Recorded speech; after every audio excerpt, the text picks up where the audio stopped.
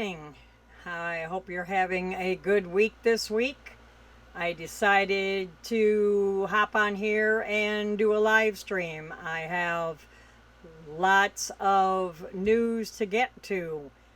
And shout out to Brian Sarge Dreyer on Facebook and Colin Eason.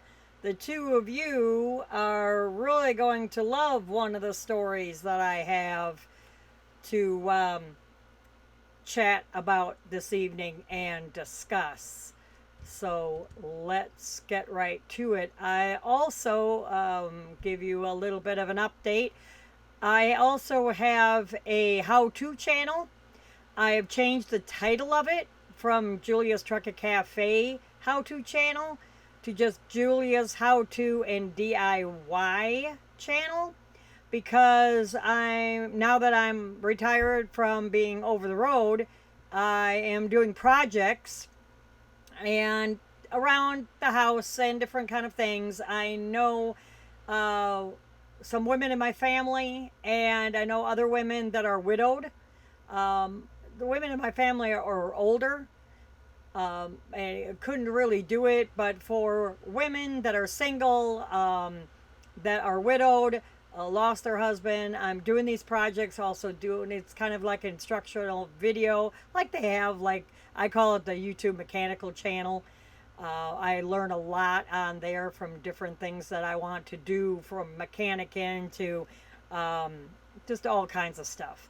So I'm going to be doing projects in the future, and I'll be doing videos for those and posting it on that channel. So please stop by and give it a subscribe and a thumbs up. I'd appreciate it. Also, subscribe here. And if you like the videos, give it a thumbs up. I'm also doing each article again in clips. And if you don't want to watch the full episode, you can just watch any particular article. And then I'm also doing shorts as well from the clips.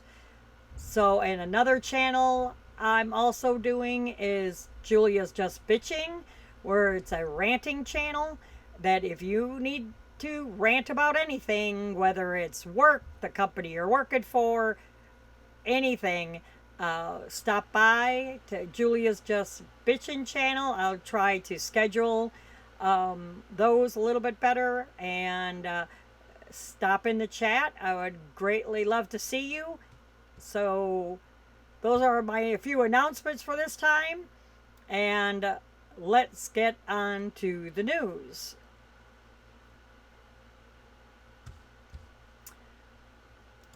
And 1 second. My youngest son decided to show up, so I have to give my youngest son a shout out. And Mom is waving back. So thank you for your support, son.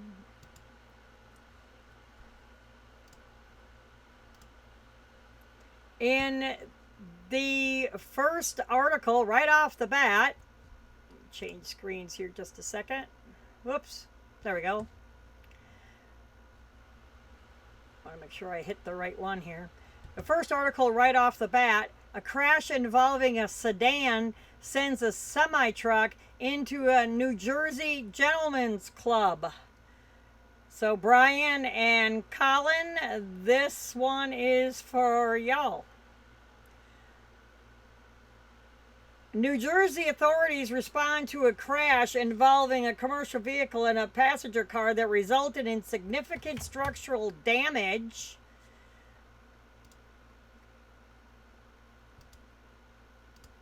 To a gentleman's club. And if you can see here, at least they missed the stripper poles. In the very back corner, I don't know if you could see my cursor, but in the very back corner, toward the center of the photo, that's the front of the semi that came through the end of the building. Firefighters responded to a reported crash around 3 in the morning On the 2nd of August in Hampton Borough, New Jersey, officials say that a sedan and a semi collided on State Route 31 in Hampton Borough. The impact caused the tractor trailer to leave the roadway, strike a utility pole, bringing down live wires, and crash into the nearby building, resulting in moderate structural damage. I hope it wasn't a doggone load bearing post, but at least they saved the stripper poles. Just saying. Firefighters assisted the truck driver with extraction from the vehicle. The driver of the passenger vehicle was able to self extricate. Both the truck driver and motorist were medically assessed at the scene but refused transportation to the hospital. No other injuries were reported. A hazmat team responded to the scene to help contain fuel spills. The incident is under investigation of what happened. Why did he veer off the highway? And in this next story, CVSA calls for a maximum limit on use of personal conveyance by truck drivers. Now, if you remember, personal conveyance is off duty driving, and I use personal conveyance all the time. It's called PCing, and now CVSA, which is Commercial Vehicle Safety Administration, and I know it's under the Department of Transportation, but I'm also wondering if it isn't under the Federal Motor Carrier Safety Administration, or are they? I think they're maybe sister agencies. Back to the article. They recently told Congress there should be more restrictions on the use of personal conveyance by commercial vehicle drivers following a rise in abuse and misuse of the provision. On July 29th, they submitted a public comments to the U.S. Senate on the recent hearing, shifting gears, issuing impact the trucking and commercial bus industries in the U.S. Intended to help lawmakers better understand issues facing the trucking industry. A CVSA comments touched a variety of trucking topics, including universal electronic vehicle identifiers for commercial vehicles, automated trucks, and ELD certification standards.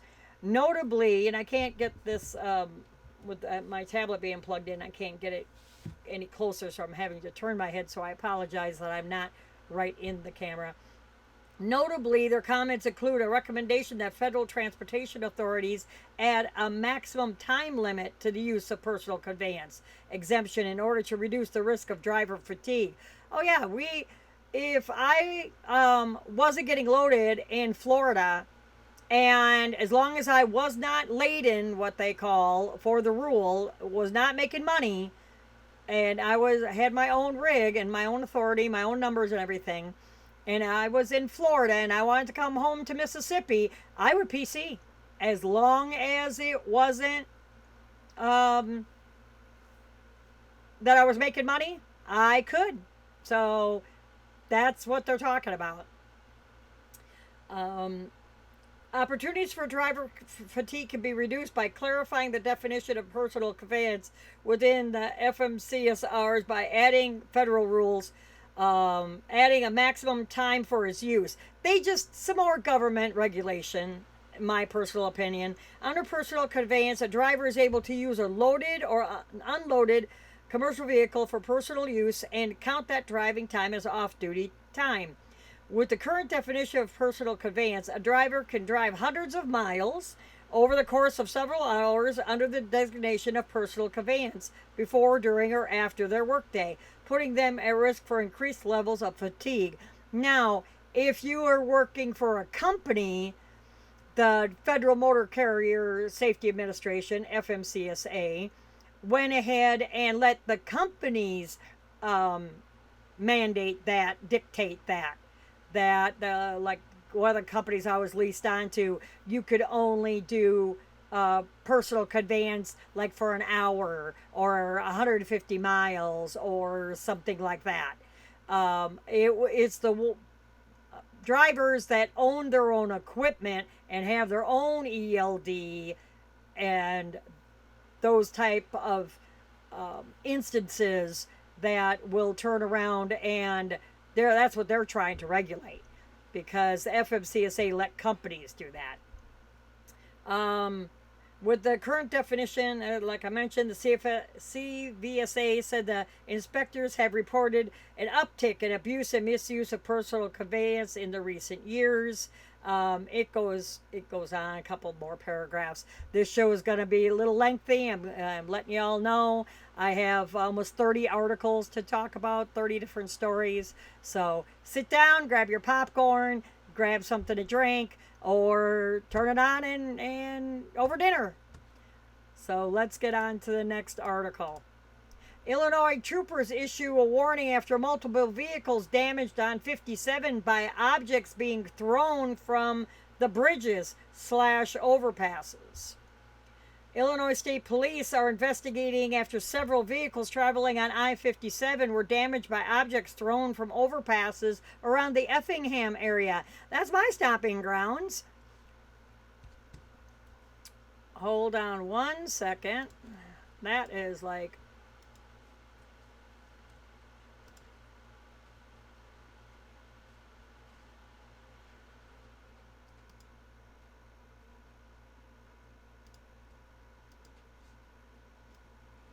There we go.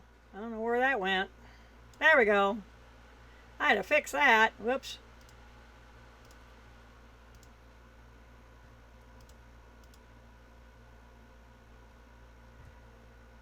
On August 4th, Illinois State Patrol issued an alert after vehicles were damaged by objects thrown on 57 in Effingham and Shelby counties. Troopers say that multiple damage to vehicle reports have been taken over the past week.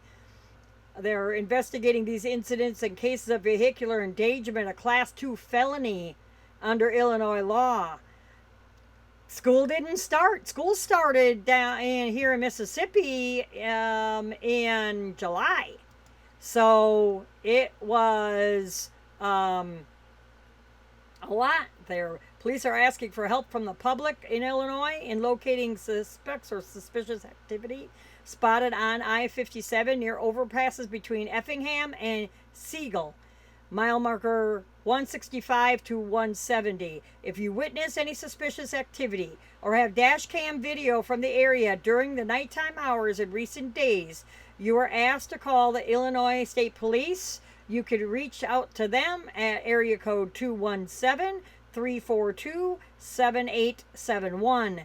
Again, that number is 217-342-7871. Now let's see what happened to my other... Yeah, all right. I'm so many articles, so I'm losing track of where I'm at already, and I'm only in the fourth one. And in this story, California is letting drivers off with a warning if they fail an English proficiency assessment. So last episode, 2 episodes ago, with the Trump administration's mandate on making sure that commercial drivers are have English proficiency, that they can speak English and answer, officers' questions and follow instructions and this kind of thing. Well, leave it to California. They are now letting drivers off with a warning if they fail English proficiency. You know why? Because they're afraid they're going to leave their state, and that messes up the voting districts and everything. That happened in Texas. So let's get to the story. Truck drivers, and also this is for truck drivers as well as just, non-truck driving people. Truck drivers who fail an English proficiency evaluation are being let off with a warning in the state of California, Mexican trucking industry leaders say. Since last week of June, an executive order has made English proficiency a priority for truck drivers. This means that the inability to pass an English language proficiency assessment is now grounds for being placed out of service. Truck is parked, you can't drive. Sorry. As of July 30th, approximately 1,500 truck drivers have been placed out of service for failing to exhibit sufficient proficiency in English. I knew there was a lot of them. However, trucking industry leaders in the state of California say that state officials are being more lenient with these new rules. Of course they are. They're going to buck the new administration any chance they get. Quote, authorities in California aren't being as strict as those in Texas or New Mexico, said Alfonso Milan Chavez of the National Chamber of Freight Transportation in Baja California, Mexico. Chavez says the truck drivers operating in California are receiving only a warning and instructions to work on learning English. Yeah, like they're going to have time to do that if they do not pass the assessment. Quote, they aren't being stopped or taken out of service if a driver seems stuck or doesn't know how to answer. That's when they get the warning. In Mexico, some trucking companies and trucking industry groups are working to provide English language classes to truck drivers to help them drive legally in the U.S. Quote, we are respectful and mindful of the new regulations. We are working to find ways to solve this problem, helping trucking companies and their drivers, Chavez added. And this is a irking point with me, my pet peeve. I speak Polish. I am not real fluent with it, but I speak Polish. And if you're in public, our main language here in this country is English. I don't have to tell any born Americans here that little factoid. So when you talk Spanish or your own native language in public, it's rude. Very rude. Not that I want to know anything about your business. I could care less. But it's still very rude to be chattering away in Spanish out in public. Save it for when you and the person you're chatting with or whatever on the phone or video call, FaceTiming, whatever you want to call it, or at home or what have you. I don't speak Polish out in front of everybody. If my son and I were going to Walmart or what have you, I'm not going to sit there and speak Polish. He wouldn't understand me anyway. But I'm not going to do that. It's just rude. It's called common courtesy. Just plain rude. And remember, oh goodness, this has been a couple of years ago. This cargo ship struck the Francis Scott Key Bridge in Maryland. Yeah, this has been a few years ago. And they were trying to reverse the engines and everything in this that's all containers. All those different colors are containers on that ship.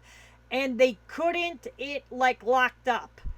They couldn't reverse the engines. They were coming close to the bridge. They actually hit the bridge on one of the cement pillars in the center and literally tore down the bridge. Cars went in the water.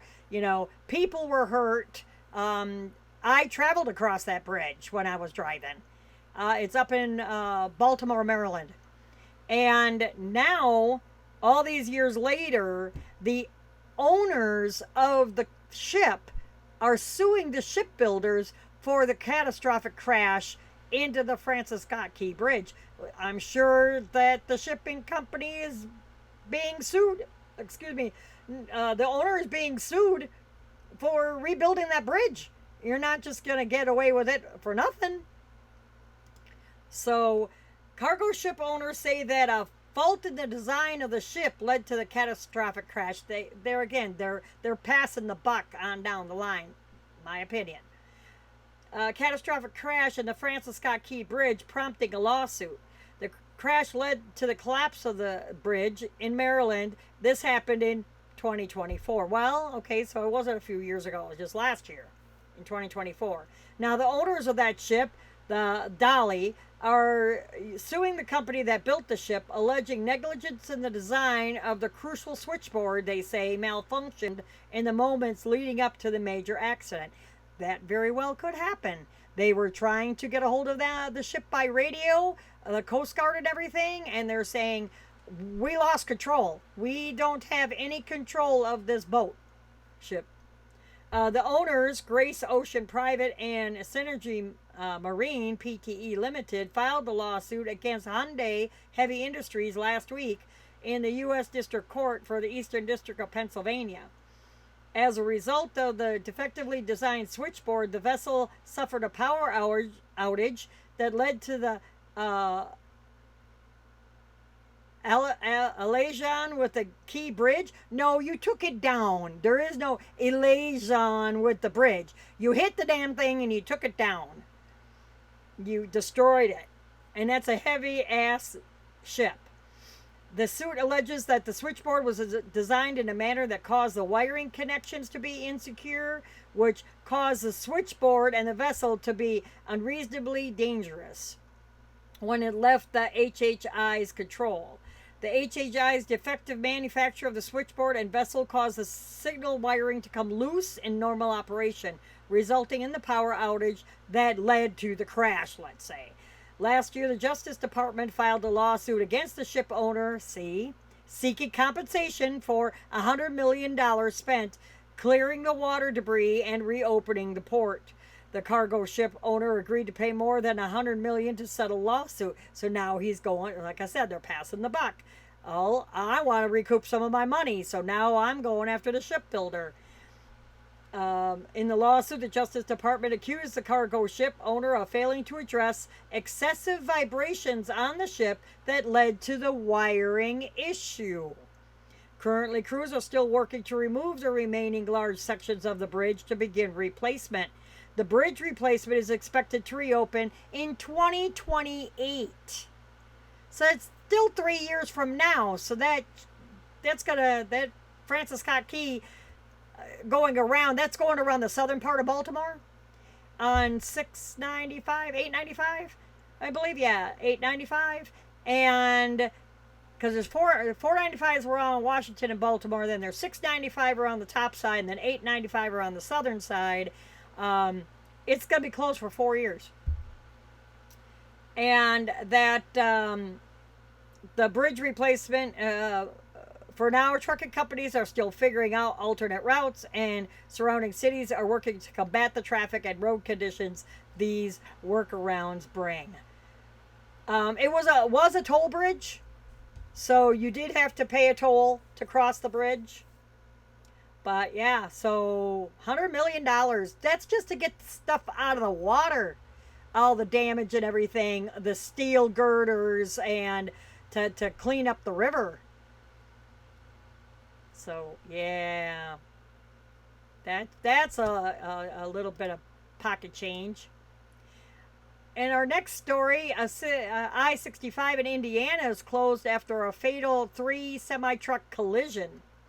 Indiana State Police are investigating a fiery fatal crash involving multiple semi-trucks that occurred late Monday night in Jasper County. Oh, one quick thing. When my son says, "Hi, Grandma," that's really from my grandson. So, my son waved hello, and then my grandson saying hi to his Busha. So back to the news. The crash occurred around 11 p.m. on August 4th on southbound I-65 at exit 220 in Fair Oaks, Indiana. State troopers say that these 3 semi-trucks were involved in a collision resulting in at least 1 fatality. One of the trailers was loaded with peat moss, which kept reigniting as crews responded to the crash. Indiana State Police said on Tuesday, let's see, this article was written, that would be the 4th.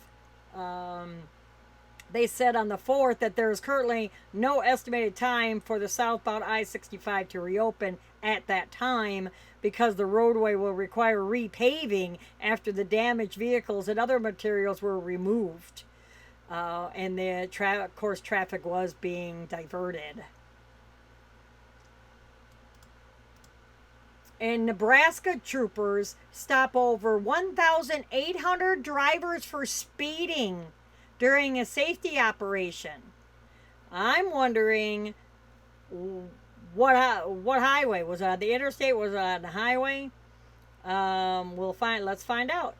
The Nebraska State Patrol released results from a major traffic enforcement effort back in July. They were conducting speeding catches up with you. Yay, because every time, and I've traveled across 80 quite extensively in Nebraska, and the speed limit was 70, 75, 75 maybe, possibly 80 in spots. Oh, they were doing 100 easy. Easy.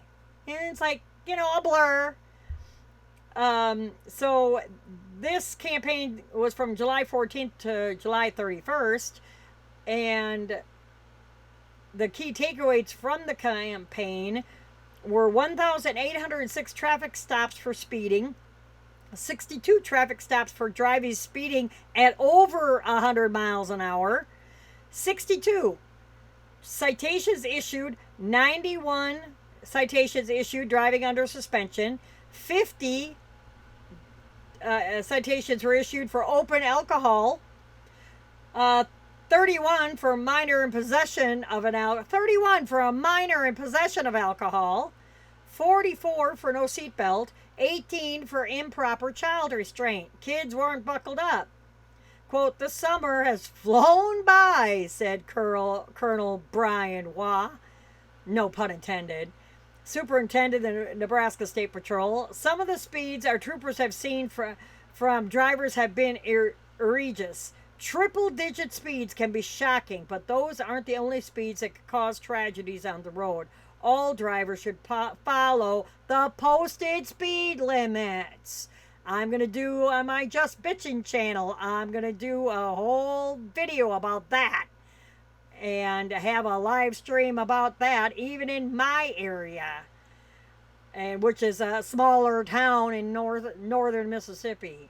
Quote, "Since Memorial Day, which is back in May, our troopers have stopped 245 drivers for speeding over 100 miles an hour, including 118 in July alone. As the summer travel season winds down over the next month, our troopers will remain dedicated to keep Nebraska roads safe, but it also takes partnership from motorists to follow traffic safety laws and watch your speed and following distance," I will put in as well.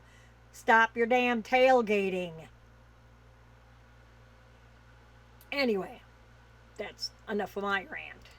And this young man had a mistrial declared when he was charged for shooting a trucker that allegedly tried to run over his dad. A mistrial has been declared for a man charged with attempted murder and more after a truck driver allegedly tried to run over his dad. This incident happened back in August of 2022 near Crown Point, Indiana. The mistrial was declared on August 4th. According to the Chicago Tribune, 29-year-old Paul Slott is charged with attempted murder, aggravated battery, battery by means of a deadly weapon, battery resulting in serious bodily injury for an incident involving a truck driver. Slott, it's Sloat, so I'm thinking that's how to pronounce it. Sorry if I butcher it. Slott and his father were reportedly turning onto 5100 Melton Road when the truck driver went around them, clipping their side mirror. Two men eventually confronted the truck driver at a stoplight, where Slott's father stood in front of the semi-truck. Oh, that was real brilliant. The 64-year-old truck driver then attempted to leave the scene, which Slott interpreted as trying to run his father over. Slott then jumped on the truck hood, fired about 5 shots, hitting the truck driver in the chest and shoulder. Truck driver was able to leave the scene and seek refuge at an Indiana Department of Transportation building, where he got help. The driver eventually told police that he didn't think he was following too closely and did not realize he had clipped the mirror. The truck driver did survive his injuries. The confrontation was caught on video, which has not been released. Back August 4th, Slott's lawyer Scott King asked the judge for a mistrial after he interviewed a juror on the stand and discovered that she had told other jurors she was not able to be fair and impartial in regards to the trial and did not want to miss an appointment she had later in the week. "Oh, you're summoned for jury duty? Well, I'll just go ahead and eavesdrop. Psst, I don't think I could be fair and impartial. Plus, I got a doctor's appointment at the end of the week." Well, anymore, you can't just get into a doctor's office either. It takes months to get an appointment, but neither here nor there. So the trial has then been rescheduled for October 4th. And that the deputy prosecutor agreed with King's request and a mistrial was declared. Slott is charged with attempted murder, aggravated battery, like I said. He's pled not guilty to all charges. Well, it wasn't real brilliant of his dad to step out in front of a doggone 80,000-pound semi. I'm like, really? Really, guys? Come on. That's a sign of brilliance. Now here's another sign of brilliance right here. Those little white things, those are brake, yeah, the dark line looking things are brake lines. Little white things, those are zip ties. Those are illegal to try to fix brake lines with on a commercial vehicle. And then, of course, he got caught out in California. California troopers take commercial vehicle out of service for a zip tie brake fix. The California Highway Patrol, or CHIP, lovingly called, recently took a commercial vehicle off the road for major safety violations. They're at Donner Pass. Know that pass well. Located in Truckee, California. They recently encountered an attempted brake repair that earned the driver a citation and an out of service. So guess what? You try to save money, now you're going to pay double. Brake violations like this will come under extra scrutiny later this month, which is next week. Brake Safety Week is next week. Can your truck pass? The Commercial Vehicle Safety Alliance Brake Safety Week, 24th through the 30th. Canada, Mexico, and the U.S. Special emphasis on drums and rotors this year. Cracked drums, cracked rotors, bad pads, because a lot of semi trucks have disc brakes now. They're able to check how much pad you have left now, not only how thick the drums are, but how much pad you have left on your brake pads if you're running discs. See, initially when disc brakes come out on trucks, they didn't have no way to measure the amount of pad that you had left. They're getting smart. So, doggone it.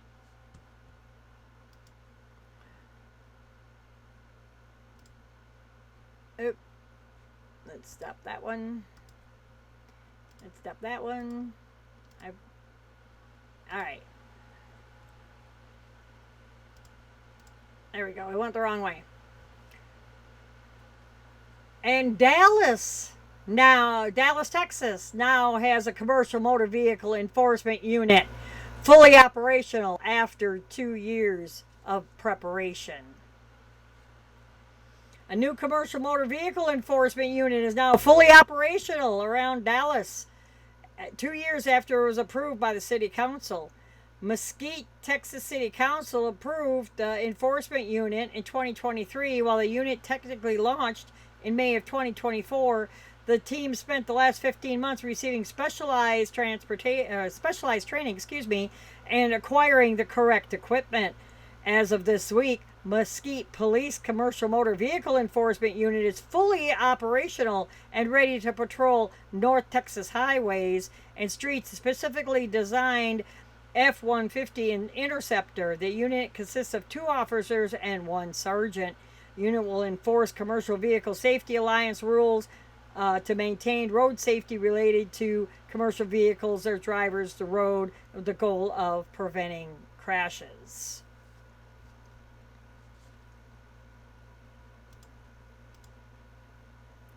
And a truck driver, our top story, a truck driver's body is pulled from a mangled cab in a single one-vehicle accident.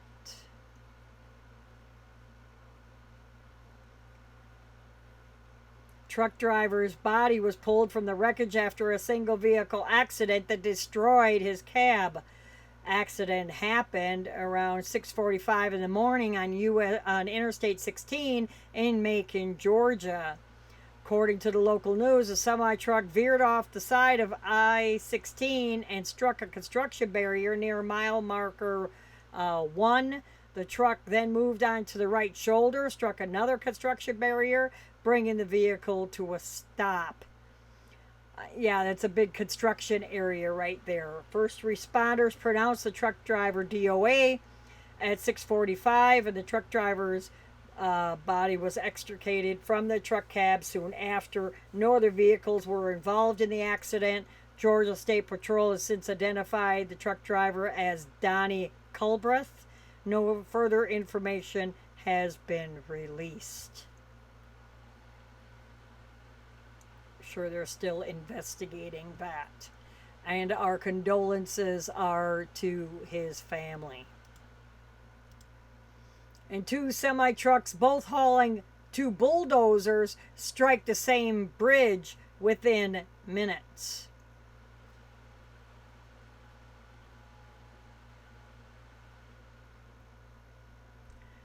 Idaho State Patrol are investigating two commercial vehicle bridge strikes that occurred near Blackfoot. The two bridge strikes occurred around 5:30 p.m.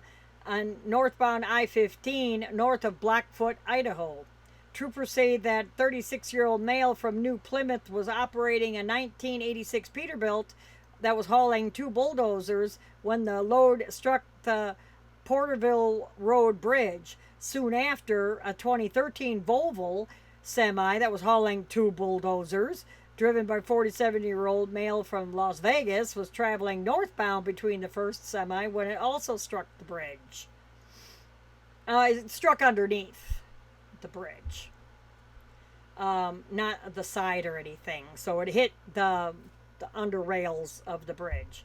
Idaho State Patrol said that both truck drivers were wearing their seatbelts and no injuries were reported. The bridge strikes closed both directions. So apparently, now I don't know a lot about flatbed, but I do know from talking with flatbedders that you have to measure the height from, is it from the ground up to the top of the piece of equipment, or especially if you're oversized. And, you have yardsticks and everything for that. So you would have to measure that to make sure. And those bridges on the, going underneath the overpass like that, aren't they like 15 or 16 feet tall? So that meant that they were over height like that.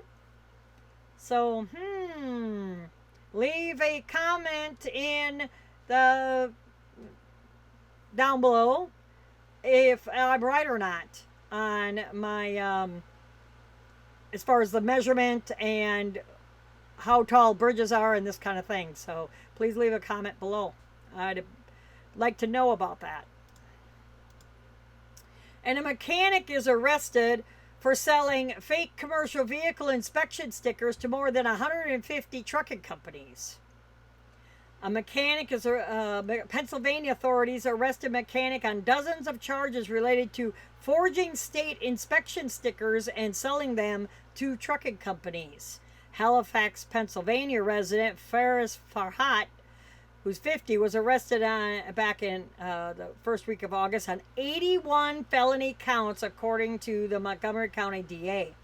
Charges include dealing in the proceeds of unlawful activities, forgery, corrupt organization, deceptive business practices, altered goods, theft by deception, fabricate physical evidence, unknown falsification to authorities, altered, forged, counterfeit documents or plates, and those related charges. Ooh, buddy, he's in a heap of trouble. Farhat did business as A Plus Auto Inspections, or A and then the word plus wrote out, Auto Care LLC, operating from multiple locations including Philmont Avenue in Huntington Valley, Montgomery County, and Torresdale Avenue in Philadelphia. An investigation was launched after Pennsylvania State Police and Pennsylvania Department of Transportation officials noticed safety inspection stickers that were missing security features, the serial numbers of authorized inspection stations, and other abnormalities. So just like a, I want to say dollar bill, but any kind of currency, paper currency, you have that little stripe and everything, those security features to help forging. Well, your inspection stickers they have all those little security features too. Like the year and the date on the back on your tag. If that is ripped off, it'll say void across it automatically. If it's tampered with or anything. So he didn't think about all these security features on there. These counterfeit safety inspection stickers were found at commercial vehicles that had severe mechanical deficiencies, including worn or separating brake pads and other conditions that would have made them inoperable under Pennsylvania and federal law and taken them out of service and off the roadways. Fairhat's signature was found on the back of these stickers. Investigators learned that Fairhat was suspended as a certified state inspection mechanic, but that he continued to provide services in spite of this suspension. See, they just don't learn. It's gonna bite you in the ass, guys. You just don't learn. So Fairhat continued to advertise, conduct both federal and state safety inspections, and issued counterfeit Pennsylvania safety inspection certificates and stickers and other associated documents like federal safety inspection certificate stickers and record of annual inspection forms to both individual and commercial vehicles as well as entire fleets. Because he was suspended, Fairhat was unable to obtain a legitimate inspection stickers and allegedly forged the stickers in order to deceive his customers into believing that he was providing legitimate annual state and federal inspection services. You could have killed somebody. And then what? You know, oh, so sorry. So sorry. No. Sorry if I'm leaning my head. I don't realize it. According to the district attorney's office, Fairhat would accept cash or Zelle payments in amounts ranging from $150 to $250 for the counterfeit stickers. That's a chunk. So there again, they caught him. He's busted. It's gonna come and bite you in the ass. You know, it just is.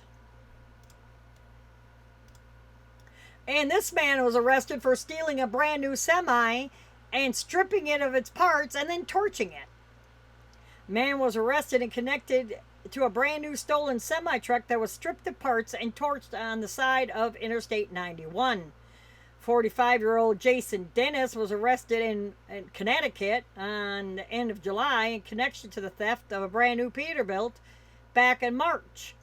According to the local news, the brand new Peterbilt semi was stolen from the dealership and was reported stolen. Police later found it torched on the side of I-91 in North Haven. Been there. And noticed, that several parts had been removed before it was set on fire. So he needed the parts, so he went ahead and said, oh, I'll just go ahead and grab me a semi. Police then launched an investigation that led them to execute a search warrant at New Haven Truck and Auto Body in East Haven. Their officers found a refurbished semi with several stolen parts installed. Police seized the semi-truck and placed Dennis under arrest. He was charged with first-degree larceny, third-degree burglary, first-degree criminal trover? Trover? Trover? He has since posted $150,000 bond, and his court date is just passed. Excuse me. I just had to sneeze. Sorry about that. Love Alive. You gotta love live streaming. Oops. Let's shut that one off. And up next, officials hope truck parking expansion at JFK Airport will reduce illegal truck parking in Queens. That's in New York City, where that salsa comes from. No, not really, but anyway, remember the old Pace salsa commercial? That stuff's made in New York City. Anyway, I'm showing my age. So this, back around the August 6th, work began on a project that will triple the amount of available truck parking at the JFK International Airport in Queens, New York. Ground was broken on the project to expand on airport truck parking. quote, to better manage the increasing cargo operations at JFK while also addressing community concerns with a growing number of trucks that park illegally on neighborhood streets near the airport. Project will triple JFK's current truck parking capacity by demolishing a long vacant building on the property. Good idea. Adding parking spaces for up to 100 additional trucks. Now concessions and restrooms will also be added as new concessions, and restrooms will be added as part of the project. The project is expected to be completed by late next year. Illegal overnight truck parking has been a major concern in Queens for years. And there again, the article goes on a little bit. I've been getting some lengthy articles lately. And look at this brilliant guy. FedEx. That's why my packages are always late. Doggone it. Don't be driving off the doggone bridge. Really, dude? That's why the stuff that I ordered is always running late. Quit driving off the side of the highway. Pay attention what the hell you're doing. Hopefully you didn't have a medical emergency. FedEx day cab hangs off a Texas highway. It was left hanging. This is back the beginning of August. The accident happened. That would be like 2 weeks ago. Accident happened on State Highway 146 at the overpass of West Main in LaPorte, Texas. According to the local news, the day cab was on the State Highway overpass crossing West Main when the truck cab went off of the roadway. The cab was left hanging off the overpass, still attached to the trailer. Exact cause of the crash was not released. No other vehicles were involved. Truck driver was transported to a hospital as a precaution. No other injuries were reported. The incident forced the closure of the southbound lanes to get him off the doggone overpass. So if he wasn't injured, if he didn't have a medical emergency, what else was there? Not paying attention to what the heck he was doing.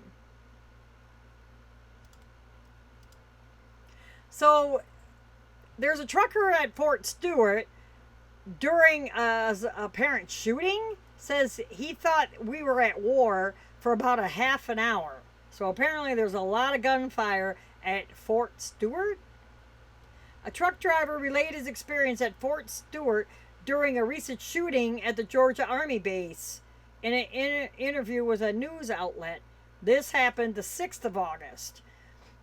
The shooting happened at Fort Stewart Army Base in Georgia. 5 soldiers were shot before other soldiers subdued the shooter. All 5 soldiers survived the attack, thank goodness. Oh, goodness this evening. Excuse me. Truck driver Ron Peavy was finishing up a delivery at the base when it went into lockdown. He says that he didn't know what was going on until the lockdown was over, but that it was a really scary and alarming time. Well, he wasn't driving very long.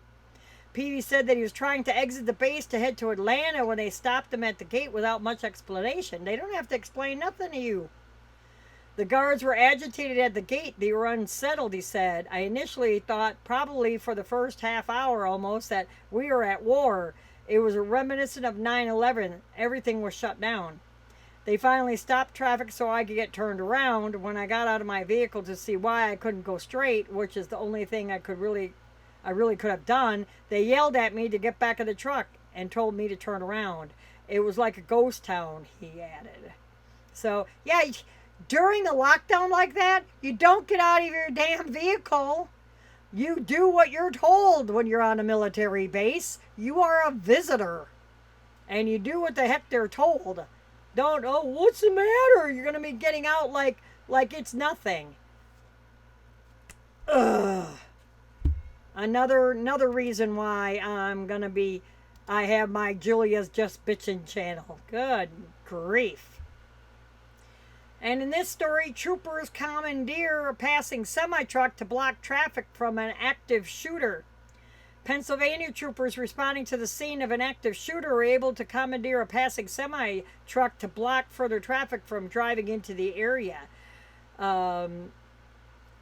61-year-old Carmine Fiano shot and killed his 57-year-old neighbor August 7th in Pennsylvania. Wasco's boyfriend called 911 just after 11 a.m. According to the local news, Trooper Joseph Perchinsky and William Jenkins were the first to respond to the scene and were promptly shot by Fiano. Perchinsky was shot in the chest and torso, and Jenkins was shot once in each arm. Fiano then shot at the police vehicles and an SUV driven by an EMT. He took evasive action and veered off the side of the roadway and crashed. He was able to make it out of his vehicle, and he actually hid for fear that Fiano would continue firing upon him, said the Pennsylvania State Police. The EMT was injured in the incident and is now hospitalized in stable condition. Thank goodness. Perchinsky and Jenkins were pulled to safety by fellow troopers. Perchinsky applied a tourniquet to Jenkins' arm before running to the roadway to stop a semi from driving through the scene. Was able to commandeer a semi that was driving by, and he ordered the driver of that semi to pull his rig across the roadway so that more people would not drive down the roadway and potentially be subjected to getting shot at. Fiano shot down a police drone, fired more shots, and was ultimately shot and killed during this incident. What, he go loco? After a period of attempting to negotiate with him, he continued to be a threat, and he was shot by members of the Special Emergency Response Team, SWAT, and he passed away. I don't want to speak to his motive leading up to this. I would say you could draw certain conclusions from the standpoint that we believe Fiano shot our victim prior to our arrival, and then from a position of tactical advantage, fired dozens and dozens of rounds. Holy moly. Both troopers were flown to the hospital for treatment. Their current conditions weren't known at the time of the writing of this article. See all the news that you don't hear if you're not in the area? So, wow. Doggone. And a tractor trailer veers out of control and plunges into Winnipesaukee River and killing the driver, unfortunately. Excuse me. Goodness to this evening.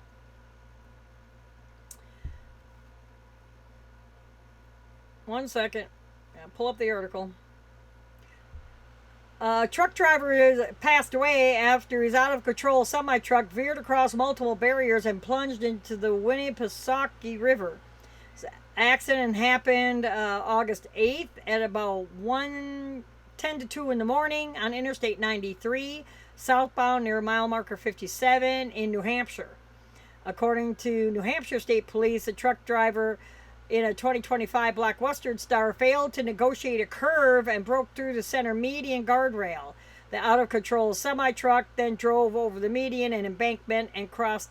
So you were going too goddamn fast down the mountain in New Hampshire, which is hillier than hell. Been there. I've been to all four lower 48 states. And then you wonder why you couldn't stop. And they're saying out-of-control truck. No, how about somebody who's just going too cotton picking fast? There again, not watching their speed. And now I'm apologize for the blurry picture. That's the only photo that I could find. A man arrested for staging a crash with a semi-truck on the Louisiana Bridge. He was arrested. Earlier this summer, he staged a crash with a semi-truck. The crash happened just before 10 p.m. back in June at the Chafalaya Basin Bridge along I-10 near the intersection of Louisiana Highway in Bow Bridge, Louisiana. According to local news, 34-year-old motorist William Baker passed a semi-truck in the right lane of I-10 going west on the bridge and began straddling the center line while no other vehicles or debris ahead of him. Baker then hit his brakes, causing the semi to rear-end his car. And this is this Baker guy. During the investigation, police suspected that Baker had staged the accident intentionally, and the truck driver provided dash cam footage that validated their suspicions. It's believed that Baker provided a false police report, which contradicted the video footage provided by the truck driver. That's why we have dash cams. Baker was booked into the San Martin Parish Correctional Center for staging a motor vehicle crash and filing or maintaining a false police report. Brilliant! Just brilliant. See the stories that I got to cover? This go round, and I still have a bunch more to go. You're going to love not this one, but the next one after this one. And a former truck driver sentenced to 29 years for attempting to murder the boss who reprimanded him for his poor driving. Well, imagine that. A former truck driver has been sentenced to 29 years in prison for the attempted murder of his boss who reprimanded his poor personal hygiene and driving. Yeah, you're not going to get away with that crap in prison, dude. Back November 2023, driver Zane Hammond was a truck driver in United Freight Services in Phoenix for about 2 years before he quit after being repeatedly remanded for poor driving and personal hygiene. In other words, take a damn shower and use deodorant. Hammond reportedly quit his job, went home to Tucson, got drunk, and drove back to Phoenix Trucking Company armed with a rifle. Oh, you're going to get pissed off because a guy told you to wash your nasty ass? Really? Aye. Hammond then walked into the boss's office at the trucking company, fired multiple shots at him. Boss was able to flip the desk and avoid being hit, thank goodness, by hiding behind it, but Hammond soon turned the rifle on the vice president that was also in the office. In a decisive and heroic action, the vice president tackled him, disarmed him, and held him in a chokehold until Phoenix police arrived. Documents show that Hammond had been reprimanded multiple times at work for poor driving and poor personal hygiene before he quit his truck driving job. Prosecutors believe that Hammond was angry and believed he had been treated badly by both management and customers. Poor baby. Let's go suck your thumb, go get your blankie, and go in your safe room so you won't turn around and have hurt feelings. You poor, poor thing. Yes, I'm trying to be like Tweety. He drove to Phoenix with a shotgun and a mission to kill. So, yeah, it's premeditated. I'd get his ass on premeditated murder. So, enough about that idiot. And here's the one that you're going to love. Semi-truck is stopped on Iowa Interstate for missing a set of dual tires. Semi-truck with serious wheel wobble was recently stopped by conservation officers on fishing feathers on Iowa Interstate. According to, and then they called the commercial boys in. Yeah, you think he needs some tires?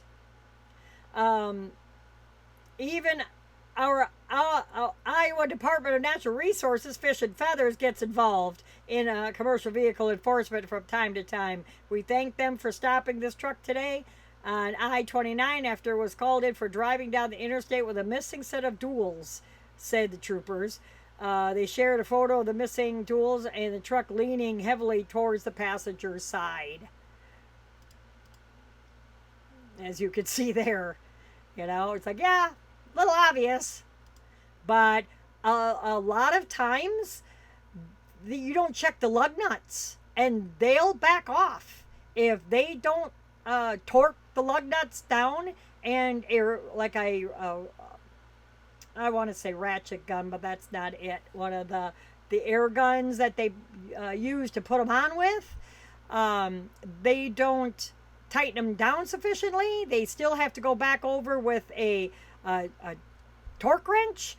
They don't torque them lug nuts down. They'll backspin. And that's where you see the duals rolling down the road, passing up the semi-truck as it's going down the road. So, yep. And a former Massachusetts trooper is sentenced to 1 month in prison in beverages for CDL's bribery scheme. So, I reported on this last year as well. Former Massachusetts State Police trooper was sentenced to prison for his role in a scheme to provide passing scores to multiple commercial driver's licenses applicant who failed or did not take the skills test. About August 7th, the former trooper, 64, was sentenced to 1 month in prison to be followed by 1 year of supervised release with the first 2 months on home confinement. So he gets house arrest. 1 month in the pokey and a year on house arrest. Yeah, when they find out that he's the state patrol in jail, he's going to need to either be in the SHU or he's going to in special housing unit or he's going to need to be in solitary just to save his own skin. And 64, he's 3 years older than me. Yeah. The government recommended a sentence of 1 year in prison and a fine of $5,500. Mendez pled guilty in July of this year to the count of conspiracy to falsify records, 3 counts of falsified records, and 2 counts of making false statements. Officials say that between January of 2019 and April of 2022, so he was doing that for 3 years. Mendez conspired with others to provide passing scores for at least 17 CDL applicants, regardless of whether they even took the skills test. So they can't even drive a car and they're in a rig? Yeah, okay. Be careful what you pass on the highway, people. Let's go on to the next one. So I have only 6 more to go after this one. First ever Wawa Travel Center opens in North Carolina this month with the free truck parking and a CAT scale. So how about if I just glance over that? Wawa is just like a gas station, convenience store, and they're going to have truck parking. I wonder if it's going to be pay to park. If you're going to have to pay in order to park there. The Carolinas are really bad about that. Only have like 5 or 6 free parking, and the other 50 is, pay to park. And then the local guys take it all up, dump truck, log haulers, whatever, take up all the parking spots because they don't want to go all the way back to their yard to drop off the truck. So what they do is they'll park the rig, and then when the rig is gone, they'll put their car in the place. And you can rent it out by the week, every 2 weeks, a month, what have you. So, yeah, that's great and everything, but no. So, felony charges in this story is for a man who hit a truck driver in the face for refusing to give him a ride. Hit the guy in the face, popped him in the face because he wouldn't give him a ride. Well, if you're freaking nasty, I'm not going to give you a ride either. Sorry. Like the other dude? A man is facing felony charges after allegedly hitting a trucker in the face for refusing to give him a ride. This happened in Missouri, Hartshorn, Missouri. According to the local news, hopped onto the side of a semi-truck along Route K to ask the truck driver for a ride to Hartshorn. The truck driver declined. So Wake Knight, the guy who jumped on the side of the truck, responded by hitting the driver in the face. Why did the guy have the window open? Yeah, you're lucky he didn't meet with a damn pistol in the face. So, Wake Knight then fired a pepper ball gun at the driver and fled. The truck driver then contacted the local authorities. As police responded to the scene, several more calls came in reporting a man walking along the highway and lying in the road. The man was reportedly trying to hit passing vehicles, and one witness reported him attacking the truck driver for refusing to give him a ride. The deputy responded to the scene, reported Wake Knight appeared intoxicated, and placed him under arrest. Thank goodness. At least they caught the ding-a-ling. I know, really a dipshit. And here we're back in Nebraska again. One-day commercial vehicle inspection operation in Nebraska nets 212 violations, and 19 of those violations were out-of-service orders. Nebraska State Patrol released results from a recent commercial vehicle inspection detail that focused on trucks that may not pass through weigh stations as a part of their regular routes. Oh, so now they're going after them on the side roads. Let's see. This inspection operation was held in Nebraska August 6th in Buffalo County. Conducted 41 commercial vehicle inspections and uncovered 212 violations of federal motor carrier safety regulations and state law.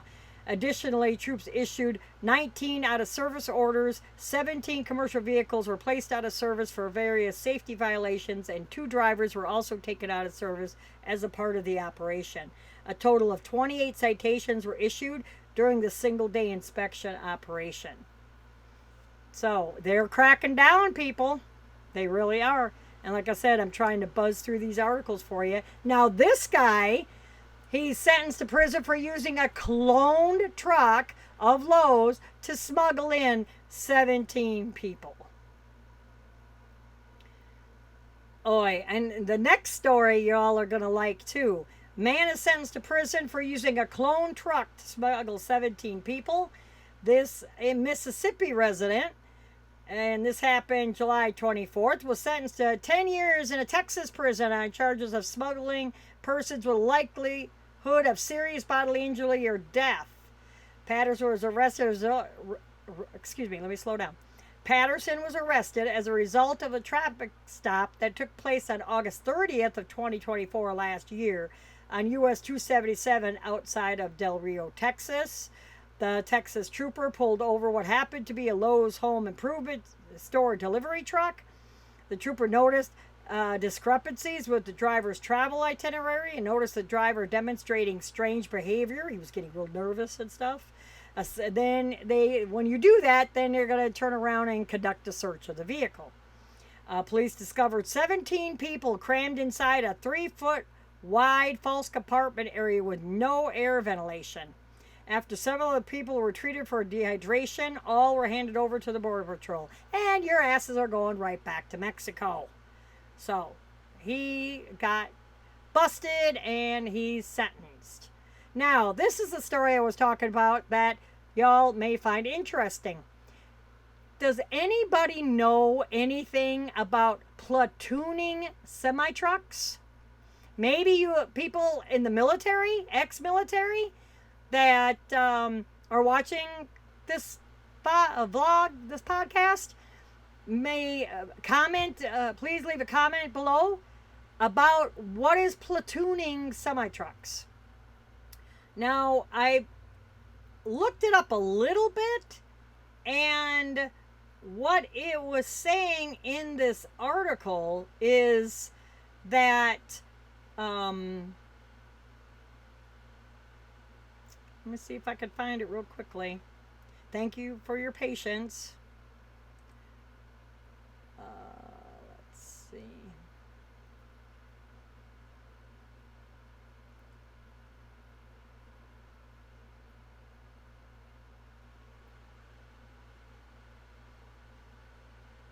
Okay, so here it is. The trucks participating in the I-70, this is going on in Ohio, they're back and forth across I-70, a truck platooning project are equipped with platooning technology. Electronically links the two vehicles and allows the driver of the lead vehicle to control the speed and direction of the second vehicle, enabling it to precisely follow the path of the leader. What does this prove? Besides a convoy? I mean, maybe tailgating? What? I don't... So what? So you got two trucks. They're a couple of truck lengths apart. We see that on the interstate all the time. So what? They're all happy about how they did 2,700 miles, a part of this I-70 project, and did all sorts of deliveries and stuff with this platooning. I don't know anything about it. I will admit that. I don't know anything about it. Enabling to precisely follow the path. A follower truck can automatically steer, accelerate, and brake as it travels behind the lead truck. Both the leader and follower trucks have professional drivers in the seat who can take over controls if it's needed. We're committed to driving innovation and logistics with safety at the core. Our work on the I-70 project is a clear example of that commitment. I don't get it. So I'd have to research this further. If you want me to do a video on what platooning semi-trucks are, leave a comment, yay or nay. 1, if you would like me to do a video of it. 2, if not, if you're ex-military or a veteran or active military and you know what platooning is, please feel free to leave a comment below. You could also email me at juliastruckingcafe@gmail.com. I would like to know more about this, what this platooning actually does, and how that's going to benefit anybody in the trucking industry. I can understand a convoy of military vehicles, but in the semi truck world, trucking industry, I don't get that. And extensive, let's go on to the next article. Extensive cleanup for a semi truck hauling Tesla batteries on I 80 along the Canadian border. Yeah, he took a dump. California Highway Patrol warned drivers to use patience as crews cleared a load of Tesla batteries from an overturned semi truck. The accident happened August 11th, last week, on Interstate 80 west of Reno, Nevada. Highway Patrol report, California Highway Patrol. I can't talk all of a sudden. A lot of articles. California Highway Patrol reports that the semi truck was hauling Tesla batteries when it overturned. And of course, no one was injured, thank goodness. But the nature of the cargo requires careful cleanup, which caused extensive delays for drivers traveling through the area. And he said the cleanup is going to take a while. Tesla batteries aren't something you just sweep up and call it a day. Expect delays. Yeah, they're all out of lithium and everything, and they're heavy as hell. So, yeah, it's going to forklifts and everything to clean up that mess.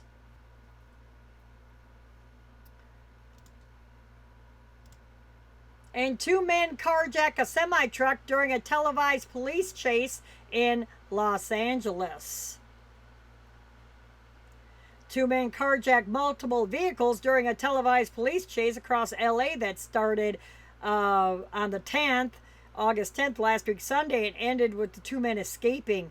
The incident started on Sunday night in LA. According to local news, 2 suspects started the pursuit in a stolen pickup truck before getting a flat tire on the freeway. Then they approached the car to steal it, but the motorists locked their doors before the men could get inside. Smart person. The 2 men then approached a bobtail semi-truck, but the driver threw it in reverse on the highway and avoided the suspects. The 2 men eventually rammed straight into the front of a white semi-truck hauling a tanker filled with milk and carjacked the driver, taking the semi-truck along the I-5 near Slimar. Just after 11:30 that night, 2 men abandoned the semi in downtown LA and stole another white pickup truck. 2 men in the pickup truck then led police on a televised police chase through parts of Slimar, Santa Clara, North Hollywood, Hollywood Hills, Echo Park, downtown LA, Westlake, and Boyle Heights, just to name a few. Footage of the police chase shows the motorists who's locked their car just in time, bobtail driver throwing it in reverse, and the milk tanker driver jumping out of his rig in shock as the 2 men climb inside and drive away. Idiot. 2 suspects eventually abandoned the semi and successfully evaded police capture. It's unclear if the 2 men were picked up by someone they knew or stealthily stole another vehicle and drove away. The men have still not been found. I'm sure there is an APB out on them.